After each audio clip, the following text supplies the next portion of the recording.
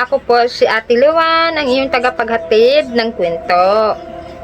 Bago po natin simulan ang ating kwento, huwag kalimutan mag-subscribe at mag-like sa ating mismong YouTube channel upang mas maabangan ninyo ang ating mga magagandang kwento. Sa paanan ng bundok,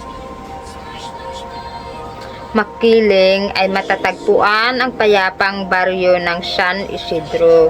Dito nakatira ang munting pamilya ni Cardo at Elena, kasama ang kanilang nag-iisang anak na si Lita. Sila ay mahirap, ngunit puno ng pagmamahalan.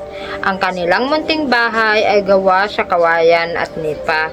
Ngunit ang init ng samahan ay higit sa anumang kayamanan.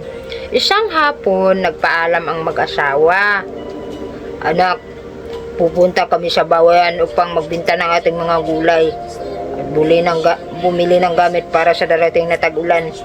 Wika ni Mang Cardo habang hinahaplos ang buhok ng anak. Mag-ingat po kayo, itay at inay, sagot ni Lita habang nakangiti. Maghihintay po ako rito. Mag-aaral kang mabuti at maging mabuting bata, paalala ni Aling Elena. Tandaan mo, ang kabutihan ay laging magdadala sa iyo at sa tamang landas.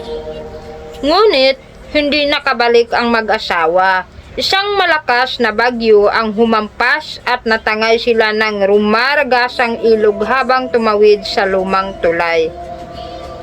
Nang mabalitaan ni Lita ang balita, tila gumuho ang kanyang mundo. Umiiyak siya ng walang tigil habang inalagak ang labi ng kanyang mga magulang. Dahil wala na siyang ibang mapupuntahan, napagkasunduan ng mga matatanda na dalhin siya sa bahay ng kanyang tiyahin na si Marta, ang kapatid ng kanyang ina. Pagdating sa bahay ni Tita Marta, malaki at matibay ito, ngunit tila malamig at walang buhay. Pagbukas ng pinto, sinalubong siya ng matalim at walang awang tingin. Kaya ka pala dinala dito? Panimula ni Tita Marta habang nakahalukip-kip at sinuri ang suot na damit ni Lita. Alam mo ba kung bakit? Dahil wala ka ng ibang kamag-anak. Huwag mong isipin na dito ka mananatili ng parang prinsesa. Ang pagkain at matutulugan na ibibigay ay may kapalit. Naintindihan mo ba? Nanginginig ang boses ni Lita habang sumasagot. Opo, tita. Susundin ko po ang lahat ng inyong sasabihin. Maraming salamat po sa pagtanggap sa akin. Tumawa ng mapakla si Tita Marta. Salamat? Huwag muna tayong magpalitan ng magagandang salita. Mula ngayon, ikaw ang maglilinis ng buong bahay. Mag-iigib ng tubig sa malayong balon. Magluluto para sa aming lahat. Maglalaban ng mga damit. At mag-alaga sa aking mga anak. Ang maliit na sulok sa likod, malapit sa kulungan ng manok, ang iyong matulugan. Ang natitirang pagkain ang inyong kakainin. Huwag kang hihingi ng espesyal. Sa sandaling iyon, lumabas ang dalawang anak ni Tita Marta na sina Kiko at Nina. Tiningnan nila si Lita na parang alila lamang. Ma, siya pa ang makakasama natin? Tanong ni Kiko habang nakangisi ng mapang-asar. Pwede ko ba siyang utusan na kumuha ng tubig para sa akin kapag uhaw ako? Oo naman, sagot ni Tita Marta. Andito na siya para maglingkod sa atin. Huwag tayong mahiyang mag-utos sa kanya. Tumingin si Nina at lumapit kay Lita. Makinig ka, huwag mong hahawakan ang aking mga laruan o gamit. Kung may mawala, ikaw ang sisihin. Naintindihan mo? Napayuko na lamang si Lita sa kanyang isip. Magtitiis ako, makapagtapos din ako, at makalaya balang araw. Sigaw niya sa isip niya. Bago pa sumikat ang araw, alas 4 pa lamang ang madaling araw. Narinig na ang malakas na katok at sigaw sa pinto. Gising na! Tamad! Wala kang karapatang magpahinga ng mahaba! Sigaw ni Tita Marta habang tinatapik ang pinto ng maliit na silid ni Lita. Mag-igib ka na agad! 5 tamang puno ang kailangan ko bago pa naman magising ang aking mga anak. Mabilis na tumayo si Lita. Naghilamos at sa malamig na tubig at binuhat ang mabibigat na timba. Ang daan patungo balon ay mahaba, mabato at madulas, lalo na kapag umuulan. Pagka-uwi, nananakit na ang mga balikat at braso. Bakit ang bagal mo? Sigaw ni Tita Marta habang nakatayo sa kusina. Tingnan mo ang tubig, may dumi pa. Ibuhos mo at mag-igib ka ulit. Sayang oras kung ganyan ka kabagal. Tita, malayo po ang balon at madulas ang daan. Pagtatanggol ni Lita.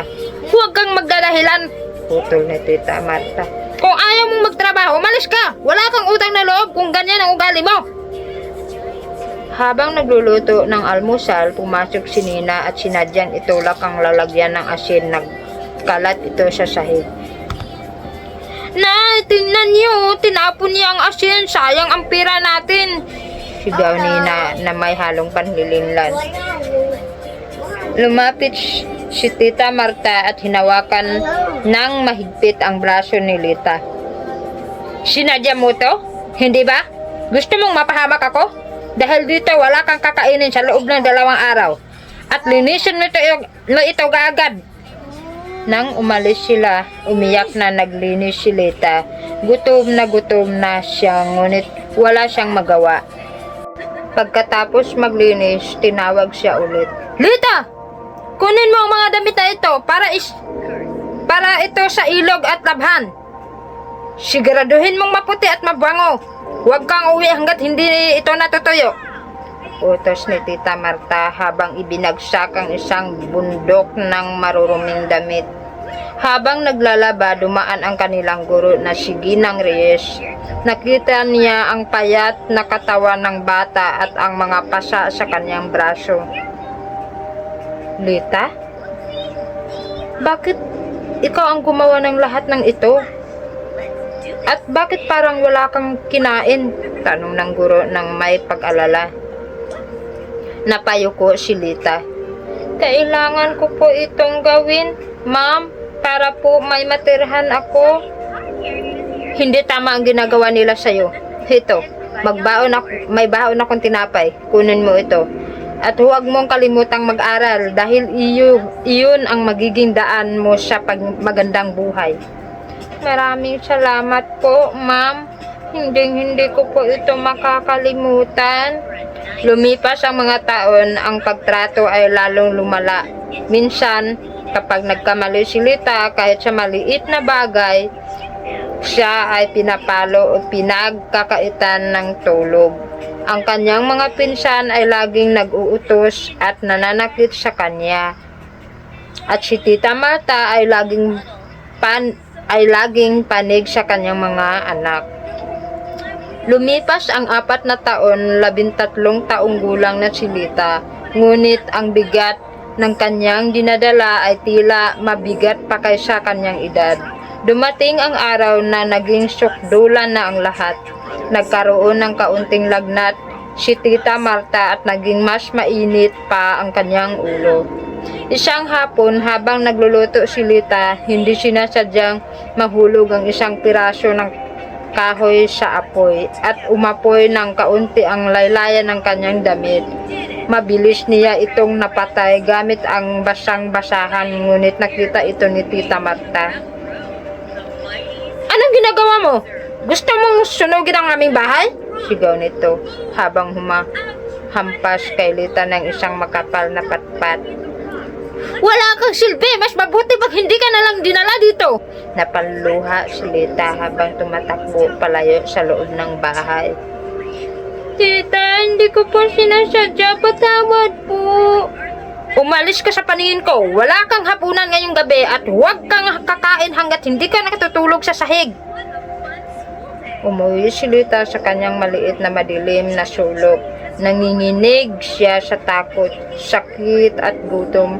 Sa gabing iyon, hindi na niya napigilan ang kanyang nararamdaman.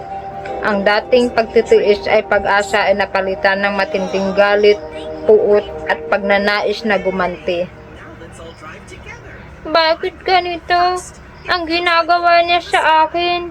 Bulong niya sa sarili niya habang tumutulo ang luha. Wala naman akong ginagawang masama. Gusto ko lang kaunting kapayapaan. Kung hindi siya titigil, kailangan kong gumawa ng paraan upang maramdaman niya ang sakit na dinaranas ko araw-araw. Narinig niya ang mga bulong ng mga matatanda sa baryo tungkol kay Aling Sima. Ang matandang nakatira sa pinakadulong bahagi ng gubat. Sinasabing ito ay isang mangkukulam na may kakayahang magbigay ng sumpa. Pag magpaamo ng damdamin o magdulot ng sakit sa sinumang nais mong parasahan. May mga kwentong may dalang manika at karayom upang isagawa ang kanilang gawain. Sa gitna ng matinding galit at kawalan ng pag-asa, naisipan ni Lita na ito na ang tanging solusyon. Kinaumagahan, bago pa sumikat ang araw, at habang mahimbing pa ang tulog ng lahat, tumakas si Lita papunta sa gubat. Mahaba at madilim ang kanyang dinaraanan. Ngunit hindi siya natakot. Ang kanyang galit ang nagtulak sa kanya. Makalipas ang ilang oras, nakita niya ang isang maliit, sira-sira at madilim na kubo. Sa harap nito ay may mga tuyong dahon, ugat ng puno at mga kakaibang halaman. Kumatok siya ng mahina ngunit mariin. Pasok! Isang garalgal na mababa at matalim na busit na narinig mula sa loob. Pagpasok niya, naamoy niya ang matapang na amoy ng mga halamang gamot at usok. Sa gitna ay nakaupo ang isang matandang babae, si Aling Sima. Kulubot ang kanyang mukha, mapuputi na ang mahabang buhok, at nakasuot ng kupas na itim na damit. Sa kanyang kandungan ay may hawak na isang maliit, luma at medyo nakakatakot na manika na gawa sa tila at kahoy. Anong sadya mo rito, bata? Tanong ni Aling Sima habang tinitigan ng matalim si Lita. Nakikita ko sa iyong mga mata na puno ka ng matinding galit at pagnanais na manakit. Hindi ito maganda. Dalhin sa isang lugar na tulad nito. Nanginginig ang boses ni Lita habang sumasagot. Tama po kayo, Aling Sima. Mayroon akong tiyahin na napakalupit sa akin mula nang namatay ang aking mga magulang. Wala na akong maramdamang awa. Pinaghirapan niya ako, pinapahirapan niya talaga. Pinagkaitan ng pagkain, pinapalo at pinapahiya sa harap ng iba. Wala na po akong ibang mapuntahan at wala nang ibang makatulong sa akin. Nais ko po sanang ipakulam siya upang maramdaman niya ang bigat ng sakit na dinaranas ko. Gagawin pusong puno ng kasamaan at galit. Hindi ko po nais na maging ganun. Kahit mahirap, pipiliin ko pa rin magtiis at magtiwala na may magandang plano ang Diyos. Tumango si Aling Sima na may halong paghanga at paggalang. Mabuti at naramdaman mo pa iyan.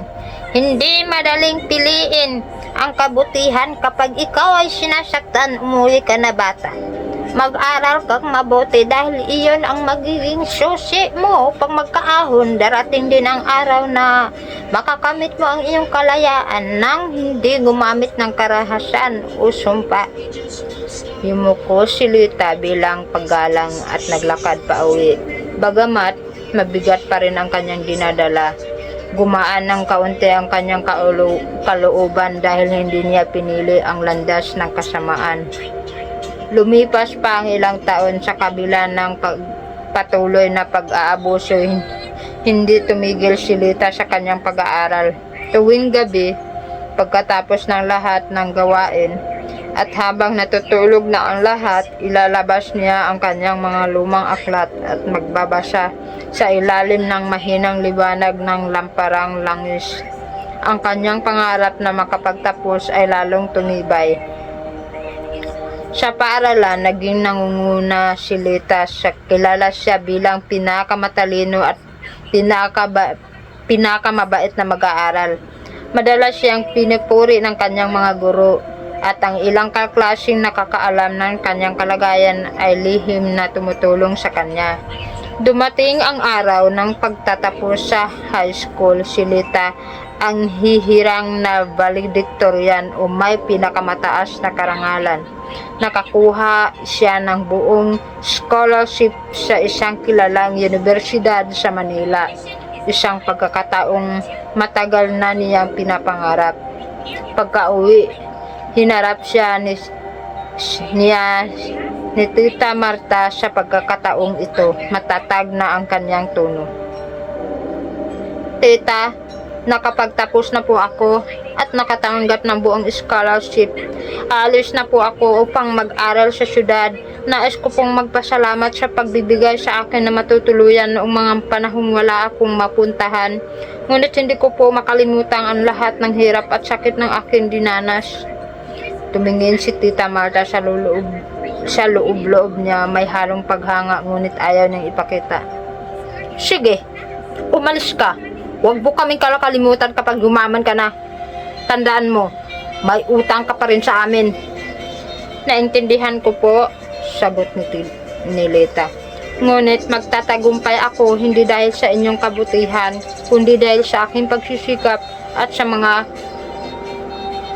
aral na iniwan ng aking mga magulang. Sa syudad, nag-aaral ng mabuti si Lita habang nagtatrabaho bilang tagalinis sa opisina tuwing hapon at linggo. Ang kanyang araw ay puno ng gawain, ngunit masaya dahil alam niyang ito para sa kanya kinabukasan. Sa wakas, makalipas ang 4 na taon, nagtapos siya ng kurso sa edukasyon na may mataas na karangalan. Agad siyang tanggap sa guro isang publikong paaralan. Sa paglipas ng panahon, umangat ang kanyang katayuan, nakapagpatayo ng sariling bahay at namuhay ng payapa at marangal. Lumipas ang 15 taon, si Lita ay naging isang respetadong punong guro, matagumpay at puno ng kabutihan. Isang hapon, may kumatok sa pinto ng kanyang maayos na bahay. Pagbukas niya, nakita niya ang 2 matandang babae, si Marta at si Nina. Malaki na ang pagbabago sa kanila. Si Tita Marta ay matanda na, kulubot na ang balat, mahina na ang katawan at payat na payat. Si Kuko ay lumaki na tamad at umalis na lamang nang walang paalam, kaya napabayaan ang kanilang tahanan. Wala na silang ibang matatakbuhan kundi si Lita. Lita! Nanginginig ang boses ni Tita Marta habang nakaluhod sa lupa. Patawarin mo ako. Wala na kaming makain at matulugan. Nagsisisi ako sa lahat ng ginawa ko sa iyo noon.